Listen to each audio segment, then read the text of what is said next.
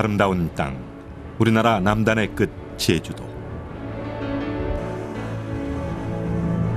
주일 아침이 되자 제주도에서 가장 오래된 교회에 불이 켜지고 교회로 찾아드는 성도들의 발길로 예배당 안이 분주해진다. 모든 것이 평범하고 낯익은 풍경이 된 주일 아침. 하지만 그 평범한 예배당 풍경 속에 제주도 선교 100년의 역사를 증언하고 있는 중요한 열쇠가 발견된다. 세월의 무게가 고스란히 느껴지는 이 강대상은 100년 전 제주도 복음화의 사명을 지니고 이곳에 첫 발을 내딛었던 이기풍 목사의 것이었다. 이기풍 목사는 아무도 가려하지 않았던 선교 불모지의 땅 제주도의 선교사로 자원을 했고 땅 끝까지 이르러 증인이 되라는 말씀에 따라 제주도 복음화의 초석을 마련했다.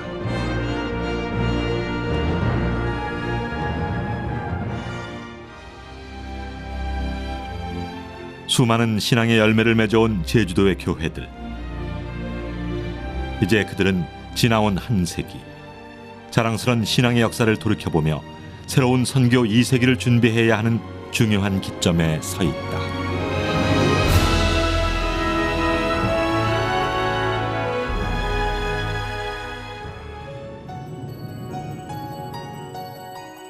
제주도는 우리나라에서 가장 큰 섬이며 유네스코가 인정할 정도로 아름다운 자연유산을 갖고 있는 섬이기도 하다. 또한 화산인 한라산을 정점으로 수많은 오름들이 발달해 있고 돌과 여자, 바람이 많다 하여 삼다도라 불리기도 한다.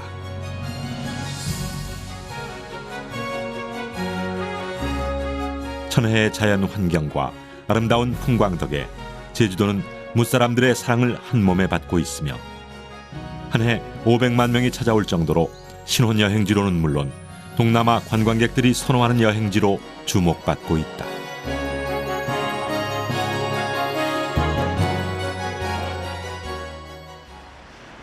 수많은 사람들의 사랑을 받아온 제주도.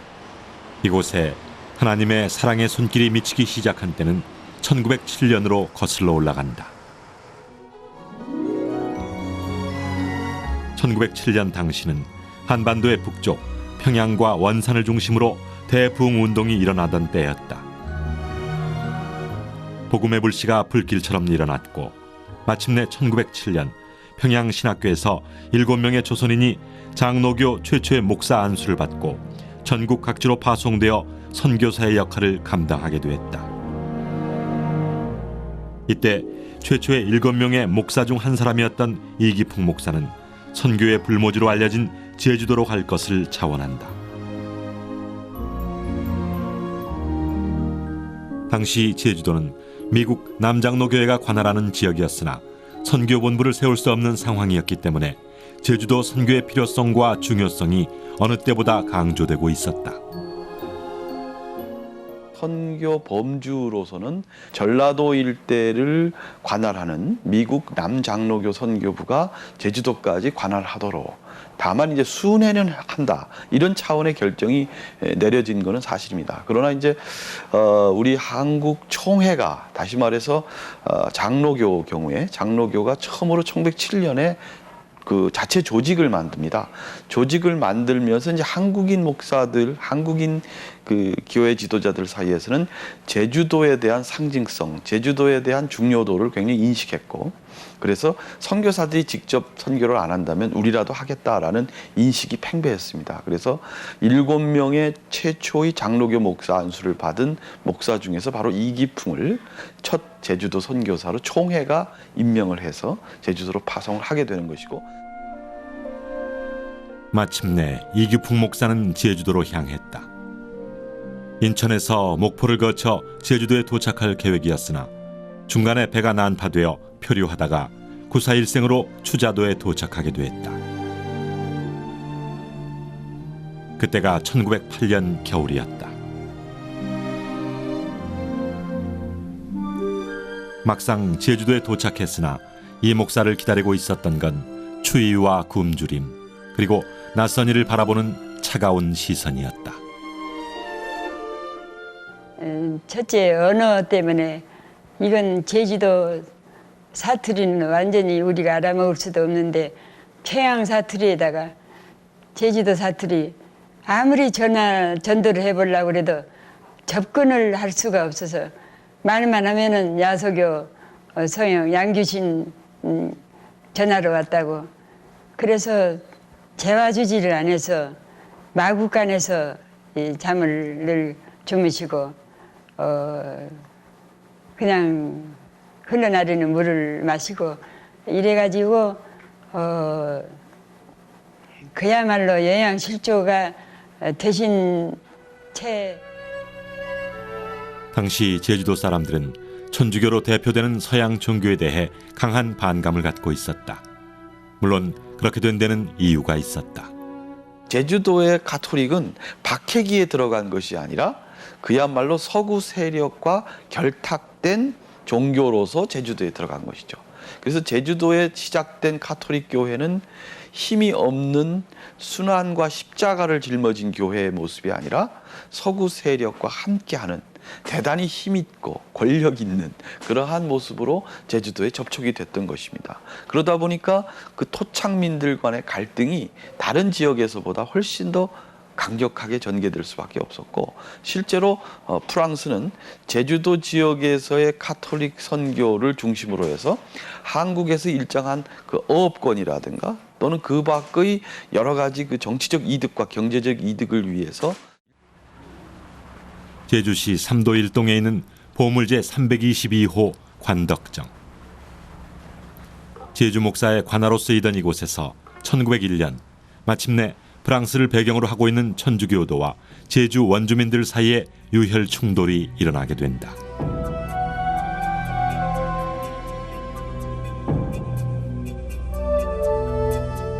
신축교난 또는 이재수의 난으로 불리는 이 사건으로 천주교인들과 원주민들은 격렬한 싸움을 벌이고 이로 인해 6,700여 명이 살상됐다. 제주도민들에겐 씻지 못할 아픔이요 상처가 된 사건이었다. 보는 환경에 따라서 천주교가 가해자가 될 수도 있고 피해자가 될 수도 있습니다만은 제주도의 민중들의 입장에서 볼 때는 아무튼 천주교는 자기들에게 있어서 마치 관가처럼 또 하나 군림하는 정치적인 세력이 되어졌거든요. 그래서 천주교에 대한 어떤 그런 거부감, 이것이 개신교가 제주도에 처음 갈 때도 역시 그 제주도의 많은 사람들 머릿속에 이 신축년의 교난을 통해서 약 6,700여 명의 살상자가 나오게 되어지는데, 그런 어떤 피해의식의 발로 그렇게 해서 기독교가 선교하는데 많은 애로사항을 가질 수밖에 없는 환경 속에서 이기풍 목사가 제주도를 찾아가게 되는 것이지요. 낯선 땅, 그것도 자신을 반겨주지 않는 땅에서 이기풍 목사는 모든 것을 새롭게 시작해야 했다.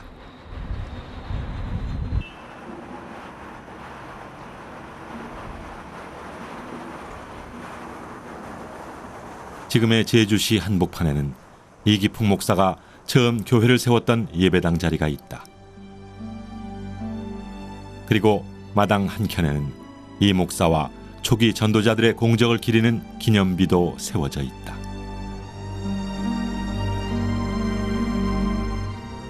그렇다면 신축교난 이후 서양 종교에 대한 반감이 극심했던 상황에서 이렇듯 이 목사가 제주 선교의 첫 단추를 열 수 있었던 데는 어떤 이유가 있었던 걸까?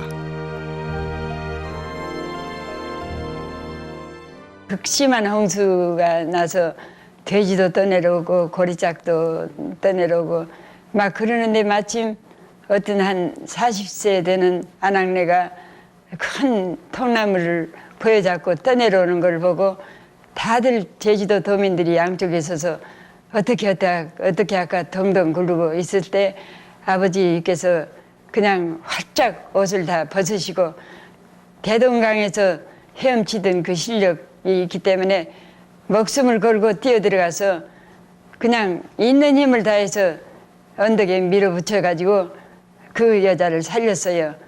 그러니까 그 사람들이 다 그것을 보기 때문에 아, 야소교 목사란 놈이 과히 나쁜 놈이 아니구나. 그때부터 조금씩 인식이 달라졌다고 어릴 때 들었습니다. 물에 떠내려가던 여인을 구해준 사건을 계기로 이 목사는 주민들과 좀 더 가까워지고 이후 전도 활동을 통해 교회를 세우게 된다. 이기풍 목사가 제주 시내에 최초로 예배를 드리며 세운 교회는 성내교회로 1917년에 쓰여진 성내교회 당회록에 따르면 1908년 2월부터 제주의 첫 번째 교회, 즉 성내교회가 성립된 것으로 기록되고 있다. 당회 기록에는 삼위일체 하나님께 천국 복음 사업 확장을 도와달라는 간절한 기도문이 함께 실려 있어 당시 성도들이 어떤 마음가짐으로 당회를 조직하고 선교 활동을 했는지 짐작하게 만든다.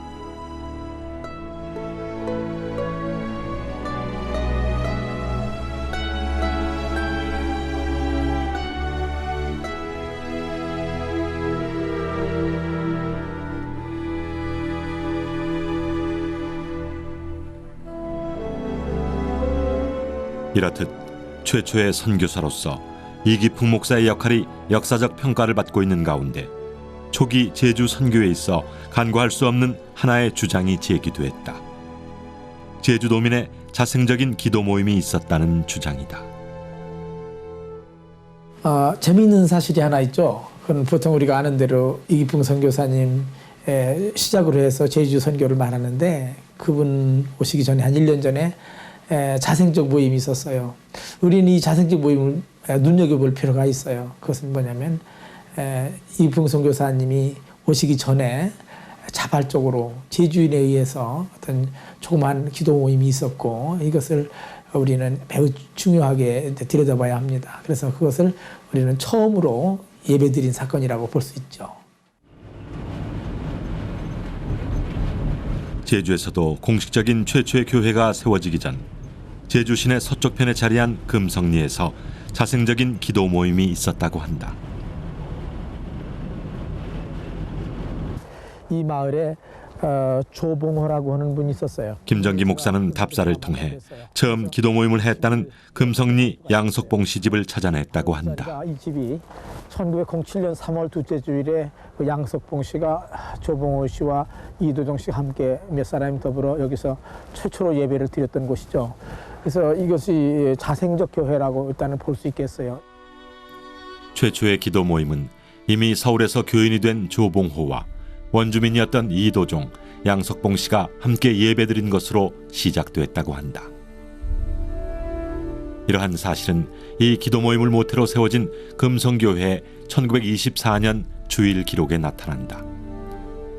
기록에 따르면 1907년 3월 둘째 주 금성리 하동 양석봉 씨 집에서 여러 사람이 모여 예배를 드렸다는 내용이 나타난다. 기록으로만 보자면 이기풍 목사가 성내교회를 세운 1908년보다 1년이 앞선 때이다.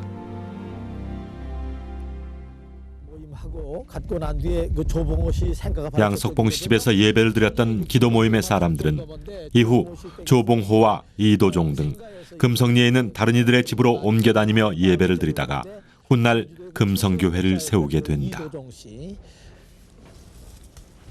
그러니까 바로 이 자리가 양순호 씨 최초의 기도 모임이 모태가 되어 세워진 금성교회는 새로운 예배당을 신축해서 이사를 했고 이전에 쓰던 예배당은 현재 사용하지 않기 때문에 옛 모습을 증언하고 있을 뿐이다.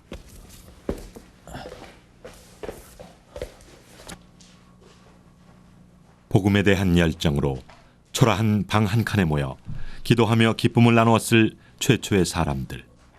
역사적인 평가는 엇갈리고 있지만 그들 또한 제주 선교 100년의 역사 속에 중요한 존재였음을 부인할 순 없을 것이다. 제주 선교는 외부에 의해서 강요된 선교가 아니고 자발적으로 몇 사람에 의해서 시작되다가 또 자연스럽게 또 목사님이 또 오시게 되고 이래서 교회가 서게 된 것을 생각해 볼 때 참 남의 문화를 또 남의 문화에 의해서 우리 것들이 강요당하고 또 때로는 무시당하고 또 억눌림 당하는 것에 대해서 어느 곳에도 상당히 민감한 반응을 보여요. 날도 많이 춥다. 답사를 끝내고 나올 무렵 초기 제주교회의 모습을 증언해 줄 수 있는 몇 분을 만나보기로 했다. 안녕하세요. 마침 금성리에 양석봉 씨의 막내 아들이 살고 있어 그곳부터 찾아갔다. 교회에 대한 아슬한 기억은 있으시다고 예, 그때 교회는 그냥 있었지만은 예. 모임을 가지고 우리는 어린 아이니까 유치원도 되나 마나 한 그런 나이니까 그런 건 없어요. 큰 기억은 나시질 않고 예. 교회의 그 크리스마스의 그 예. 추리 예. 불빛이 생각이 난다고요. 예. 전후에서 그 김도원 씨라고 해서 있었어요. 상동에. 예, 예. 금성리 상동에. 예. 그 인상이 남아 있는 것이 키가 커요. 아, 예. 키가 크고 그래서 그분들하고 같이 이제 그 예배를 받다는 거. 네. 주축이 돼서 그 예배를 받. 그 당시는 참 신앙생활하기가 쉽지 않았죠. 그 무속 풍습이 아주 심했고 또 이 신앙생활이라는 게 예수 믿는다는 것이 그 하나의 그 여기 사람들의 그 인식이 이 서양 종교로 이렇게 생각이 돼 있기 때문에 좀 믿는다는 게 그 쉬운 일이 아니었습니다. 그때는 뭐 교회 다니는 분들이 많지를 않아서 그 같은 또래끼리 어울려 놀기도 힘들었고 교회를 안 다니는 그런 동료들과 어울려 놀기는 아주 쉬운 일은 아니었어요. 심지어 교회 다니는 아이니까 같이 어울려서 놀지 말아라 하는 그러한 수많은 어려움이 있었지만 최초의 성내교회와 금성리에서 시작된 자생적 기도 모임 등 교회 불길은 점차 남쪽을 향해 번지기 시작했다. 초기의 양상을 보면 주로 해안가와 제주의 북쪽과 남쪽을 잇는 중앙을 중심으로 교회들이 들어서기 시작한다.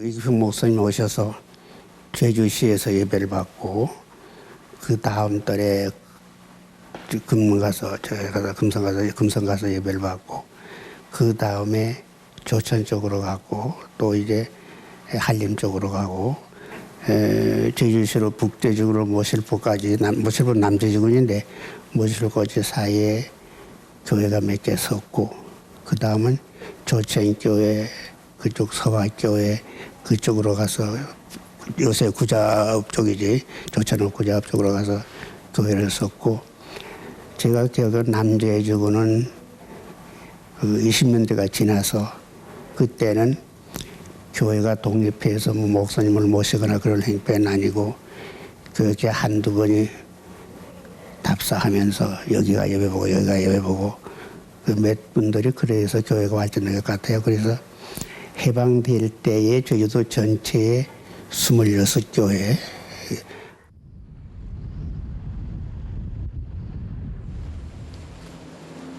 1920년대까지 북제주와 남제주 등지에 예배당이 세워지기 시작했고 지금까지 자랑스러운 선교의 역사를 이어올 수 있게 됐다.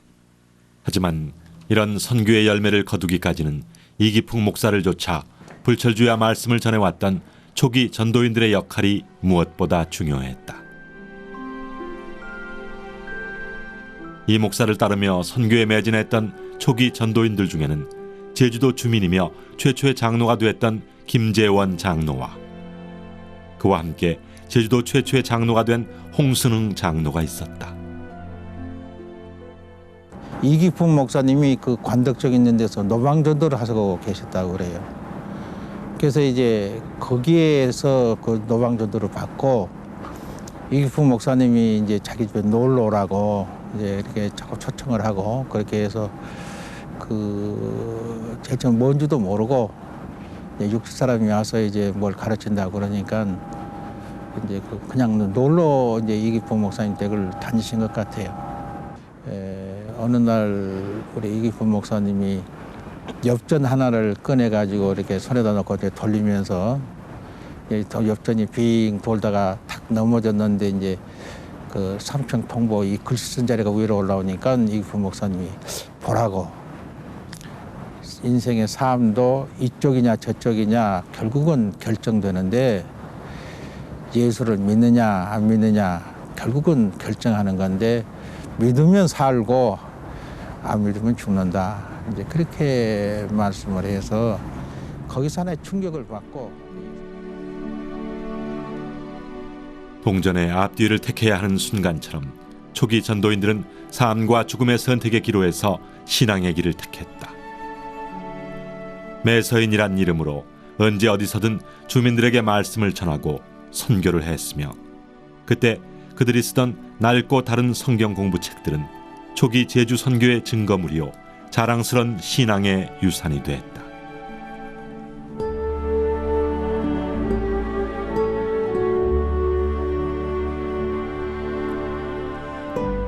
초기 전도인들을 중심으로 이루어진 또 하나의 획기적인 시도는 교육 분야에서 일어났다. 제주도 사립학교인 영흥학교를 세우게 된 것이다.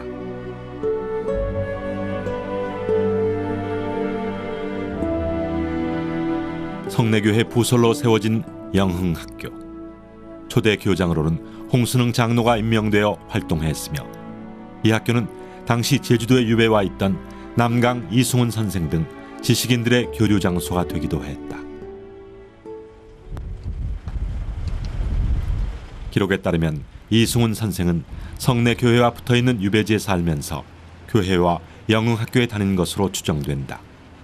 당시 교회와 학교는 신문화를 접하게 하는 중심지였던 셈이다. 교회에서 한글들을 가르쳐서 그때 어문을 가르쳤다고 그래요. 그래서 우리 할머니도 이 교회에서 배워가지고 성경을 읽으시고, 제 어렸을 때 우리 할머니가 너 잠언을 읽으라고, 잠언이 재밌다고 그렇게 할머니 말씀하시는 것이 생각이 나고, 소위 그 당시만 하더라도 이 제주도가 아주 그 문화적인 혜택은 조금도 없는데, 교회에서 이제 그 소위 그때는 뭐 찬가 찬송을 부르고, 뭐 관덕정서 크리스마스 때에는 사람들 모아놓고 뭐 연극도 하고 노래도 불렀다고, 그걸 기획하는 사람들이 있을 정도로 아마 교회가 신문화를 받아들이는 데 공헌을 했고. 선교와 교육 등 점차 폭을 넓혀가며 정착기를 맞던 제주 초기 교회들 중 가장 큰 변화는 성내교회에서 먼저 일어났다. 교인들의 숫자가 큰 폭으로 증가하자 남문로를 중심으로 서부교회와 동부교회로 나누어지게 된 것이다.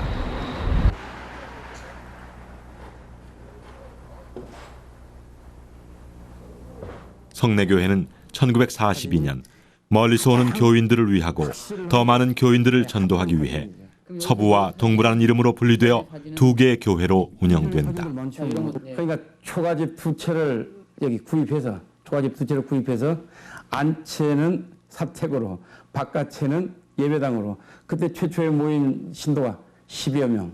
예, 10여 명. 그래서 저기 그것이 이제 뭐 여기 이런 거 자세하게 얘기하면 하냐면 그와 같이 해서 성내교회가 태동이 된 거죠. 성내교회. 성내교회에서 분리된 서부와 동부교회는 교인들이 주간과 야간으로 나뉜 상태에서 장소를 옮겨가며 예배를 드렸다고 한다. 주간 예배는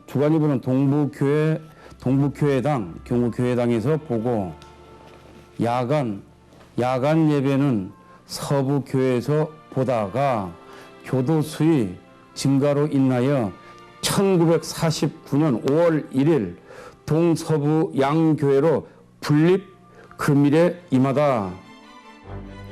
1949년 서부와 동부교회는 마침내 독자적인 길을 걷게 됐다.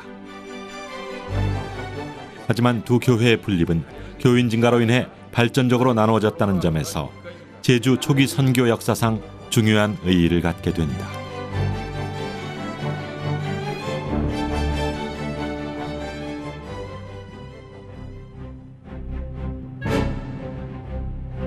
제주도에 많은 변화가 일어나고 있는 동안 육지에서도 예기치 못한 사건들이 속속 일어나고 있었다. 이 또 히로부미를 앞세운 일본 세력들이 러일 전쟁에서 승리한 후 1905년 을사보호조약에서 한일 합방까지 마침내 한반도 전역을 식민지로 만들게 된 것이다. 독립운동가들이 만주둥지로 떠나는 가운데 일제 탄압은 노골화됐고 결국 1919년 3월 1일 나라의 주권을 되찾으려는 독립만세운동이 터지게 된다.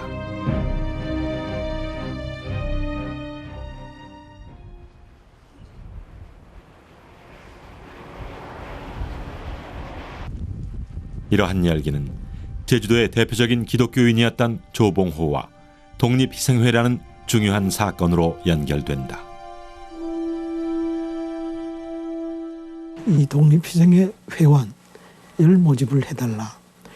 그 당시 그 희생회 회원이 되려면은 이제 회비를 2원 받자 했습니다. 그 당시 쌀 한 가마니 값이 4원이니까 2원이면 작은 돈은 아니었죠. 그렇게 해서 그걸 요구했는데 교회의 지도자들이 그것을 그 당장 승낙했습니다. 그래서 단시일 내에 그 전파를 합니다.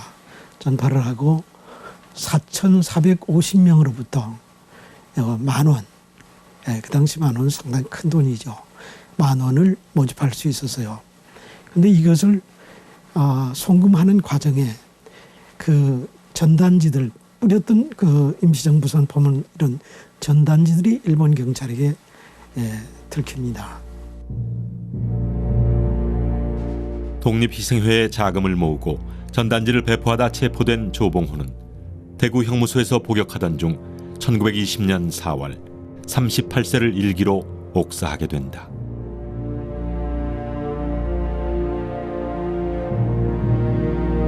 분자금 모금 사건으로 불리는 이 일로 60여 명의 관계된 교인들도 검거되지만 조봉호 자신이 모든 혐의를 인정하고 다른 이들을 석방시키게 된다.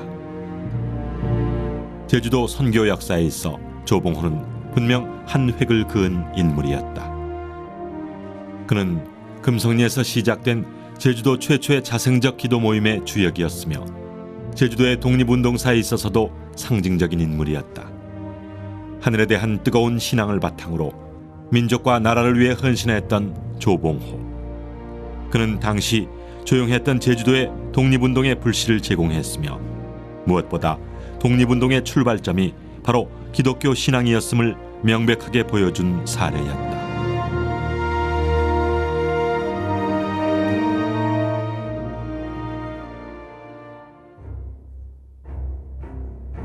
한편 1935년 이후부터 기독교인들에 대한 일제 탄압이 절정에 이르렀다. 바로 신사참배 문제 때문이었다. 일본은 기독교인들에게 신사참배를 강요했으며 이에 반항하는 이들을 투옥하고 고문하기 시작했다.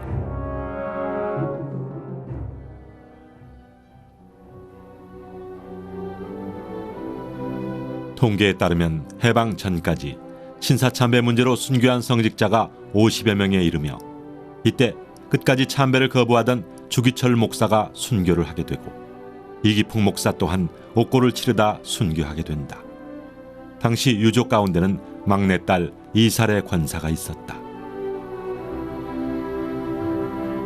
이기풍 목사는 제주의 복음화를 위해 평생을 바쳤고 이 권사는 그런 아버지를 늘 이 나무 밑에서 기다리곤 했다. 이만열 교수님이 이제 제 책의 평가를 잠깐 했는데 아버지의 특징은 섬 제주도와 조그마한 시골 교회 명예와 그 모든 세상을 다 권리와 이런 걸 버리고 오직 하나님 영광 위해서 제주도를 사랑하고 조그마한 시골 여수남녀 의왕리까지 전도한 그 사실이 높이 평가한다 뭐 그렇게 말씀하시는 걸 들었는데 아버지가 지극히 제주도를 사랑하셨습니다. 이기풍 목사는 제주도에서 첫 번째 선교를 시작했으며 순교로서 마지막을 매듭지었다. 이로써 일제시대와 초기 제주도 선교 역사의 한 장은 막을 내리게 됐다.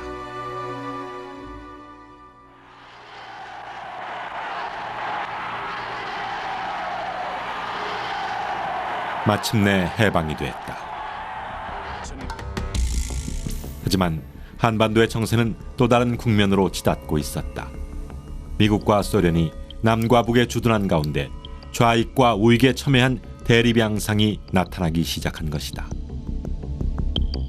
곳곳에서 잦은 분쟁이 일어나곤 했지만 정작 사건이 크게 터진 곳은 바로 제주도였다. 1948년 4월 3일 단독 정부 수립을 반대한 제주 원주민들의 시위에 미 군정과 토벌대가 투입됐고 이로 인해 곳곳에서 유혈 충돌이 일어나게 된다. 그 와중에 교회들도 습격을 받게 됐고 대정교회 이도종 목사가 끝내 순교를 하게 된다. 이도종 목사는 평양신학교에서 목사 안수를 받은 제주도 출신 최초의 목사이기도 했다. 토벌대 차들이 내려오다가 고바치라는 그 입구에서 이 목사님을 만났다고 합니다. 그래서 그 이제 순경들이 목사님 위험해서 못 갑니다. 우리 같이 차 타고 내려갑시다.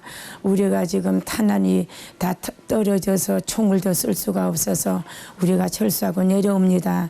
목사님 위험합니다. 내려갑시다. 이렇게 하는데 이 목사님께서는 나는 죽는 한이 있어도 교회를 가야 한다. 나를 믿고 기다리는 교회 성도들이 있다. 나는 가야 한다 하면서 완강히 이제 거부를 하셨답니다. 지금도 대정교회에는 이도종 목사를 생생히 기억하는 교인들이 있다. 마음이 막 좋았지요, 목사. 아이고 좋당도 못 치죠. 네, 막 좋았죠. 너무 그리고 강사 모래 강사고 내가 하나님을 멍에를 메고 내가 다 이런 길이 누가 나를 묵은 자리라고 담대한 목사님입니다. 그렇게 해서 돌아오다가 그런 사람을 만나가지고 목사를 죽여버려. 말할 수가 없이 슬픈 가운데 우리가 그자 둘이하고 비석이라도 세우자. 그렇게 다 비석 세웠죠. 순교자의 신앙과 정신이 담긴 교회 그리고 제주도 풍광뿐만 아니라 신앙의 역사 또한 깊고 아름다운 땅이다.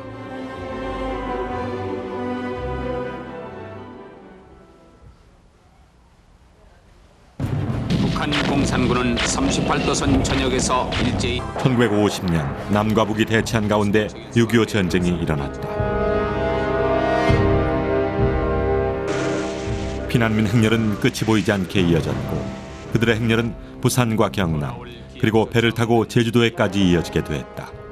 제주에 예기치 못한 변화의 기회가 찾아왔다.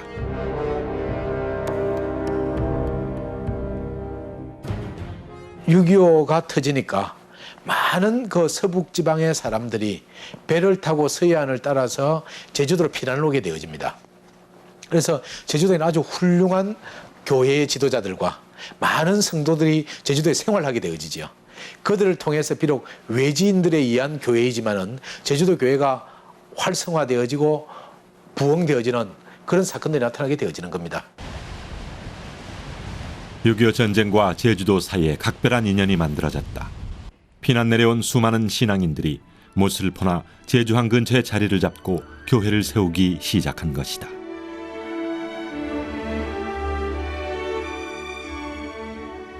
강병대 교회는 1951년도에 이곳 제주 모슬포에 육군 제1훈련소가 들어서면서 다음 해인 1952년도에 당시 훈련소장이셨던 장도영님의 협조 아래 장병 정신교육 목적으로 세워진 곳이 이곳 강병대 교회입니다. 당시 모슬포항은 피난민들이 많이 내려오던 지역으로 이곳에 국군 장병을 위해 강병대 교회가 세워진다. 군인과 민간인들이 이곳에서 같이 신앙생활을 하며 군인들을 위로하고 피난 생활의 고단함을 함께 나누던 기도의 처소이기도 했다.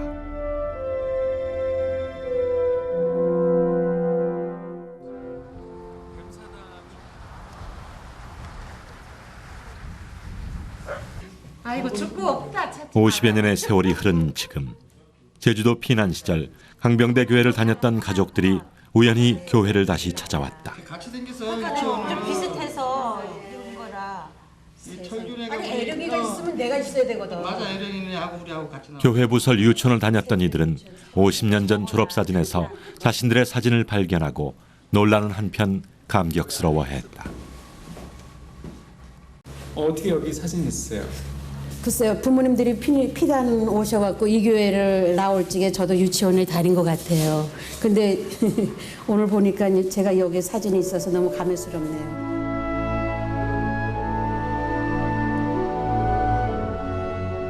네, 부모 따라 이제 피란을 와가지고 여기서 그 당시에 교회가 그렇게 많지 않았어요.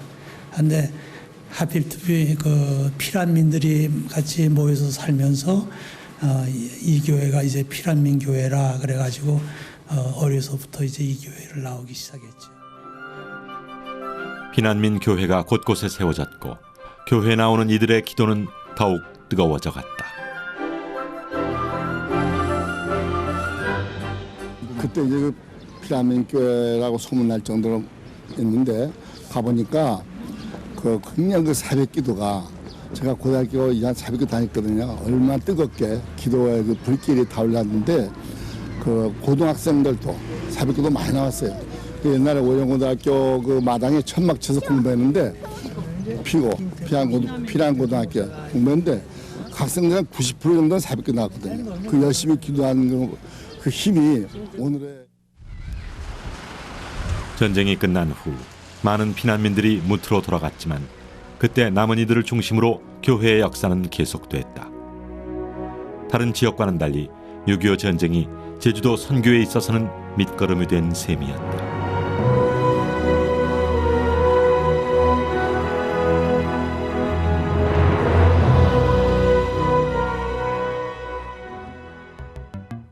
전쟁은 끝났지만 한국교회에 후폭풍이 일어났다. 이전부터 조짐은 보였지만 마침내 1953년 전국적으로 장로교회 분열이 일어나 기장과 예장으로 나뉘게 된 것이다. 이러한 교단의 분열은 제주도에도 영향을 미쳤다. 이기풍 목사의 선교 이후 하나의 교단만이 존재하던 제주도에 기장과 예장 교단이 나누어지게 된 것이다.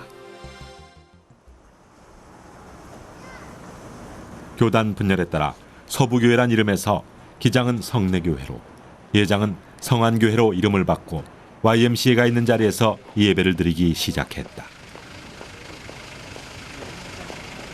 이후 예장 교단의 성안교회는 제주 시내에서 자리를 옮겨 새로운 부흥을 하게 됐고 성전 건축을 위한 노력과 제주 선교 100년을 위한 다양한 사업들을 준비 중에 있다. 그 참 육지에서 기장교회, 예장교회 그 갈라질 때, 그때 싸움으로 갈라질 때 서북교회에서 처음 예장 서북교회, 기장 서북교회로 갈라졌죠. 근데 그것만이 그 참 서북교회 아픔이 있고 그래서 동북교회는 중립을 선언하고 그 후로는 사실은 이 제주분들은 갈라진 것이 아니다 생각을 해서 이 합동식, 통합식 갈라질 때는 제주는 안 갈라졌습니다. 전쟁이 끝난 후 교단 분열 외에도 많은 변화가 있었다. 교회 숫자가 1945년 전까지 26개이던 것이 전쟁 이후 1960년까지 73개로 늘어난 것이다. 전쟁이 끝나면서 제주도에 급격하게 교회가 늘어난 이유는 역시 피난민들과 연관이 깊다. 제주도로 피난 온 사람들이 세운 교회 중 제주 영락교회는 원주민들과 외지인들이 조화를 잘 이룬 대표적인 교회로 꼽힌다. 하나님의 은총이 가득한 이 세계, 제주도가 되도록 만물과 정면으로 싸울 수 있습니다. 섬사람 특유의 배타성이 있었지만 신앙 안에서 한 형제와 자매로 헌신하는 모습을 보이고 있다.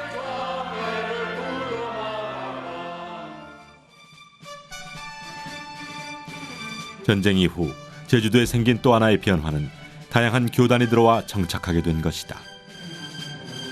감리교회와 성결교회, 그리고 침례교회와 순복음교회 등 다양한 교단이 정착하게 됐고 지역 단위로 서로 교류하며 활발한 선교 활동을 펼치게 됐다. 이외에도 전쟁을 전후로 해서 제주도 복음화를 위한 노력은 교육과 의료 분야 등에서 다양하게 시도됐었다. 코딩턴 박사가 제주의 기독의원을 세운 것은 물론 라빈선, 라보열 선교사 또한 다양한 선교를 시도했지만 결과는 좋지 못했다. 세브란스 병원이나 전주 예수병원 등 다른 지역에서 성공한 의료 선교의 경우와는 대조적인 결과였다. 한국 선교에서 가장 대표적 모델인 선교사가 상주하는 지역, 다시 말해서 그걸 스테이션 내지는 선교 거점이라고 표현하는데 그 선교 거점은 트라이앵글 메소드라는 걸 사용합니다. 트라이앵글 메소드는 선교사가 주재하는 지역은 병원을 세우고 학교를 세우고 그다음에 교회를 세우는 이 삼각구도의 선교 방식을 사용하는데, 불행하게도 제주도는 결국 선교사가 상주하는 지역이 아니었다는 것이죠. 그래서 학교를 세우거나 병원을 세우는 일을 선교부의 지원 내지는 선교부의 하나의 사업으로 진행할 수 없었던 역사적인 이유가 있습니다. 물론 몇몇 그 기독교 독지가들에 의해서 기독교적 정신을 가진 사립 학교들이 설립되기는 했습니다만은 그것은 재정의 문제라든가 지원의 문제라든가 또 확산의 문제에서 상당히 어려움이 있었기 때문에 선교사가 상주에 있지 않은 상황에서 제주의 교육과 의료 분야의 선교는 다른 지역에 비해 열악할 수밖에 없었다. 실제로 지금은 운영되지 않고 이름만 남아있는 교육기관으로 배성중학교와 여자농민복음학교, 제주농민고등성서학원과 장로교 고등성경학교 등이 있었다.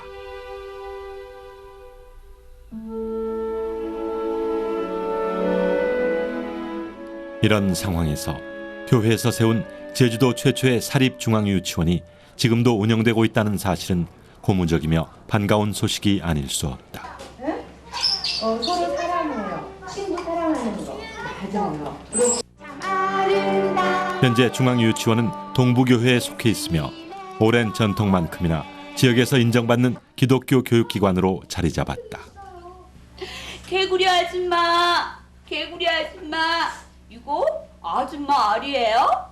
도깨비들이 물었어요. 매일 이루어지는 그 예배 시간, 그리고 또 하늘나라 이야기 듣는 시간을 통해서 우리 아이들이 정말 하나님께 감사하는 마음도 배우고요, 부모님께 감사하는 마음을 배워서 우리 아이들이 바르게 뿌리를 깊게 내릴 수 있도록 정말 기독교 정신을 바탕으로 교육을 하고 있습니다. 이 어렸을 때부터 신앙적으로 키워서 보내면은 이 아이들이 가는 곳곳마다에서 다시 또 그 뿌리가 자라서 신앙 교육이 이루어져야 되는데, 지금 현재 이 우리 제주에는 그런 미션 스쿨이 없어서 그게 잘 안 되고 있습니다. 제주도에선 오히려 가톨릭을 비롯한 타종교의 교육 선교가 활발히 진행되고 있고 기독교를 상징할 수 있는 병원이나 학교는 전혀 없는 상황이다. 아쉬운 점은 교회 선교에서도 드러난다. 제주도라는 섬의 특성상 선교하는데 많은 어려움이 있었던 게 사실이다. 사실 제주도에서는 알고 보면 사돈의 팔촌이란 그런 말이 있거든요. 그러다 보니까 이 제사명절 관계로 서로 연결된 그런 고리 때문에 이 친족의 유대라는 것이 불교나 유교 또는 무교에 의해서 연결되어 있는 그런 것입니다. 이 틀을 어떤 개인들이 깨뜨린다는 것은 상당히 그 위험 부담이 있고, 섬 지역은 무속이 상당히 강합니다. 그 고기잡이를 나가서 해야 되고, 그런 말미암아 그 당할 수 있는 자연재해에 대한 어떤 그 두려움, 이런 것 때문에 무속이 굉장히 강하다. 그다음 두 번째, 제주도 문화의 특수성입니다. 제주도는 이게 주로 육지에서 정치적으로 실패한 사람들이 유배당하는 장소였거든요. 그래서 제주도의 역사적 환경과 문화라는 것은 육지 문화에 대한 어떤 거부감과 상반된 이질감 속에서 이 사람들은 형성이 되어졌습니다.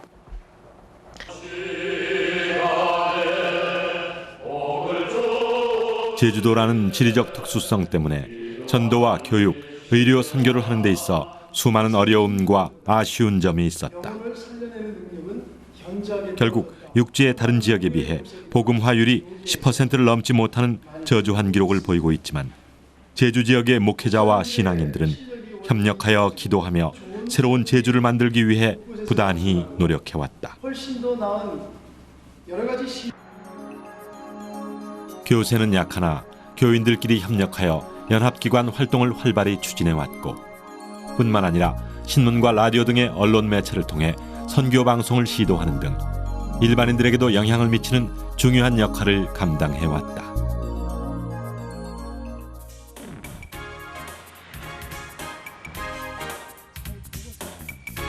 특히 찬양과 말씀은 물론 보도를 통해 지역사회 문제에 정확하고 신속하게 대응함으로써 일반인들도 믿고 들을 수 있는 기독교 방송으로 자리 잡게 됐다.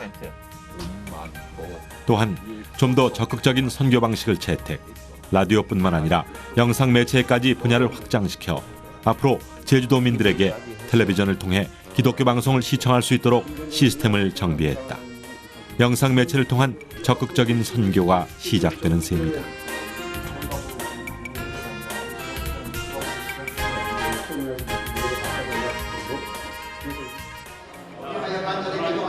또한 제주의 교회들은 선교 100주년을 앞두고 자신들이 걸어온 길과 앞으로 해야 할 사명에 대해 다시 한번 제고하는 연합 행사를 준비 중에 있다. 우리에게 영원한 생명의 소망을 주시는 지금 제주의 교회와 교인들은 100년의 자랑스러운 선교 역사를 바탕으로 선교 2세기의 비전을 구체화시키고 있다. 안 믿는 사람들과 믿는 사람들이 만나는 그런 만남의 그 중간 매체가 필요한데, 그래서 우리가 생각하는 것은 지금 제주의 미션 스쿨을 만드는 거. 그래서 어렸을 때부터 신앙을 잘 받아들일수록 하는 그런 것이 필요하다. 그래서 그 복지 시설이나 그런 복지 사업들을 통해서 주민들을 만나면서 역시 서서히 기독교적 그런 활동을 해나가면서 복음화하는 그런 문제. 또 하나는 이제 기독병원 같은 그런 의료시설을 앞으로 세워서 그걸 통해서도 또 역시 주민들과 그 생활 현장에서 만나면서 선교할 수 있는 이런 다각적인 것들을 우리가 생각하고 있습니다. 제주도 남제주군. 바다가 한눈에 내려다보이는 작은 항구 옆에 위미교회가 있다. 이 교회는 앞으로 선교 2세기를 준비하는 제주의 교회들 사이에 신선한 자극이 되고 있다.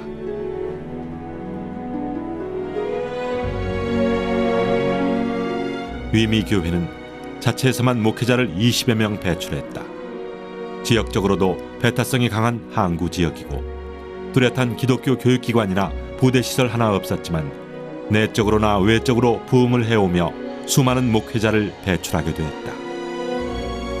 우리는요 세상에 너무 집중되어 있기 때문에 예수님께 집중하는 믿음을 잃어버릴 때가 너무나 많았어요. 무엇이 이 작은 교회에서 수많은 목회자들을 양육시키며 부흥할 수 있게 만들었을까? 그 해답은 앞으로 제주 교회들이 감당해야 할 몫과 연관된다. 이 교회가 지역 사회를 위해서 신협을 만들었고, 그 다음에 또 어린이집을 만들었고, 그래서 지역을 섬기는 교회로 자기님매김을 해왔습니다. 그래서 이 지역 분들이 교회를 생각할 때 아주 좋은 이미지를 가지고 있었기 때문에 좋은 목회가 되었다고 생각하고요. 교회에서 자라났던 그러한 성도들이 목회자로서 한 20명 이상 이렇게 배출되고, 또 제주도뿐만 아니라 타 지역에 가서 선교하는 귀한 일들을 감당하고 있고요. 신학자도 지금 2분씩 이렇게 배출하는 그러한 교회가 되었습니다. 제주도의 상황은 급변하고 있다. 남북 간의 평화협정이 이루어진 평화의 섬이 됐으며 국제 자유무역 도시로 선정되면서 한반도의 끝에서 동북아와 세계를 향한 출발지가 됐다. 폐쇄적인 섬이 아니라 개방적이고 국제적인 섬으로 바뀌고 있다. 이러한 급변하는 상황 앞에서 제주의 교회와 교인들은 선교 2세기를 향한 또 다른 소망과 포부를 얘기한다. 이 제주도 내에 있는 모든 교회는 하나다. 그런 마음을 우선 가졌으면 좋겠고요. 그런 일치하는 마음이 있을 때 연합이 되고, 그런 연합하는 마음이 생기면 지금 복음화율이 가장 낮은데 이걸 준비하는 일은 어린이, 청소년, 청년 사회라고 생각합니다. 그래서 50년, 100년 후를 우리가 좀 내다보고, 우리 성력교회로 말할 것 같으면 유치원도 다시 개설을 하고, 또 노인 복지를 위한 여러 가지 사업도 마련을 하고 해서, 말하자면 사회적인 어떤 접근이라고 할까, 그런 방법을 통해서 제주의 기독교 문화를 확산시켜 나가는 일을 해야 되겠다. 그래서 실제 우리 기독교 교단협의회가 제주 기독교 문학지를 이미 2회째 발간을 했고, 이 찬양이라든지 또 다른 어떤 그 체육이라든지 또는 사회복지 시스템에 기독교가 적극적으로 참여하게 하는 그런 뒷받침을 하고 있습니다.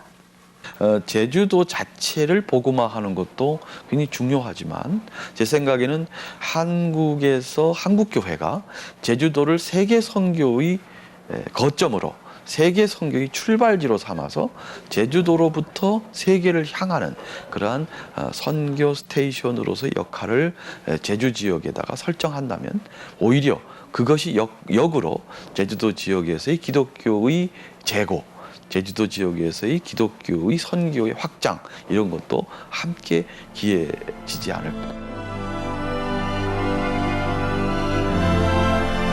아픔이 있었지만 소망을 잃지 않았던 제주의 선교 역사 100년.